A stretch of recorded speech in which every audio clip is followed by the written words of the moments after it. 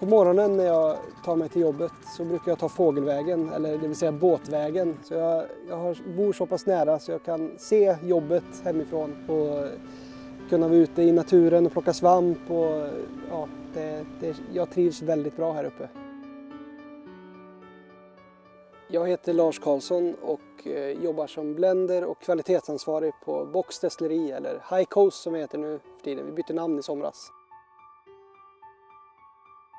När jag kommer fram till destilleriet eller våran brygga vid destilleriet så får jag dessutom då hälsa på mina morgonvänner, fåren, som brukar stå här och beta under sommar och höst. Och det är också väldigt trevligt att få den här naturupplevelsen när man kommer till jobbet, att få heja på fåren innan man går in och sätter sig vid datorn eller går in och börjar blanda sprit eller vad det är för något jag har framför mig just den här dagen. Det finns många som är bättre på att beskriva smak och doft än mig. Men det som jag urskiljer mig på och det jag är bland de bästa på, det är att jag minns smaker och dofter på saker som jag har testat även för lång tid tillbaka. Jag lägger in smaker och dofter in i min smak- och doftminnesbank när jag testar någonting. Det går att öva upp de här färdigheterna. Det absolut bästa sättet är att koppla ihop med minnesbilder när man ska minnas dofter. Så att bara säga till någon, hur luktar gräs? Det är en ganska öppen fråga och det kan vara väldigt svårt att liksom förstå vad är det för typ av gräs och allting. Men om jag istället säger till dig att försök komma ihåg när du var ett barn och sprang och spelade fotboll på gräsmattan, hur luktade gräset då? Då får man helt plötsligt minnesbilder i huvudet och det blir mycket, mycket lättare att komma ihåg. Ja, men så luktar just grönt färskt gräs. En av de roligaste grejerna i mitt jobb är att jag får möjligheten att vara kreativ och skapa produkter. Jag har ett skåp där jag förvarar väldigt många utav proverna då ifrån fat som vi har i vårt lager.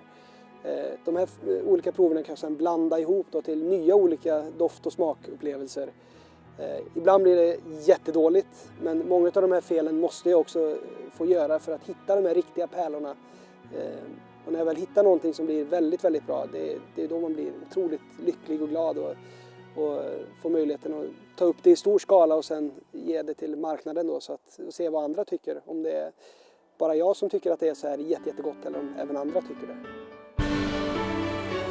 I vårt lager har vi fantastiskt många olika fat och det blir bara mer och mer hela tiden. Jag kan omöjligt hålla koll på exakt alla fat. Men jag är ute i lagerhuset dagligen för att prova fat och de fat jag testar skriver jag också omdömen på och för in statistik på för att hålla koll på hur de utvecklas och hur de mognar. En whisky är som absolut bäst när man har fått bort ungdomligheten som kommer ifrån newmaken och man har fått den att lagras tillräckligt länge för att få en rejäl fatkaraktär. Men inte för länge så att fatet har tagit över destillerikaraktären. Utan vi vill ha kvar destillerikaraktär och fatkaraktär. Där är en whisky som absolut bäst.